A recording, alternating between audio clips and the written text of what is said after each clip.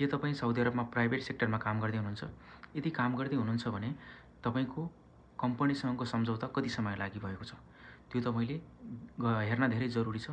किनकि भोलिको दिनमा तपाईँलाई पनि थाहा हुँदैन, कम्पनीलाई पनि थाहा हुँदैन। त्यो अवस्थामा तपाईँको कम्पनीले तपाईँलाई रिक्वेस्ट पठायो भने त्यो रिक्वेस्ट तपाईँले एक्सेप्ट गरेको हुँदैन र कम्पनीले पनि तपाईँलाई भनेको हुँदैन। यो अवस्थामा अहिले तपाईँलाई अटोमेटिक हुरुप लाग्न सक्छ। त्यसको बारेमा मैले भिडियो बनाएको छु, त्यो भिडियोमा गएर तपाईँले हेर्न सक्नुहुन्छ र कसरी त्यो कन्ट्याक्ट तपाईँले कसरी हेर्न सक्छ भनेर। किनकि के छ भने तपाईँको कन्ट्याक्ट 1 साल 2 सालको हुनसक्छ र तपाईँलाई थाहा हुँदैन मेरो कन्ट्याक्ट कहिले सकिन्छ भनेर। र तपाईँको त्यो कन्ट्याक्ट रिन्यू हुँदैन र तपाईँको कम्पनीले त्यो रिक्वेस्ट सेन्ड गरे पनि तपाईँलाई थाहा हुँदैन मेरो कन्ट्याक्ट कहिलेको छ भनेर। यो अवस्थामा साथीहरू अहिले साउदी अरबमा अटोमेटिक तपाईँलाई हुरुप लाग्न सक्छ।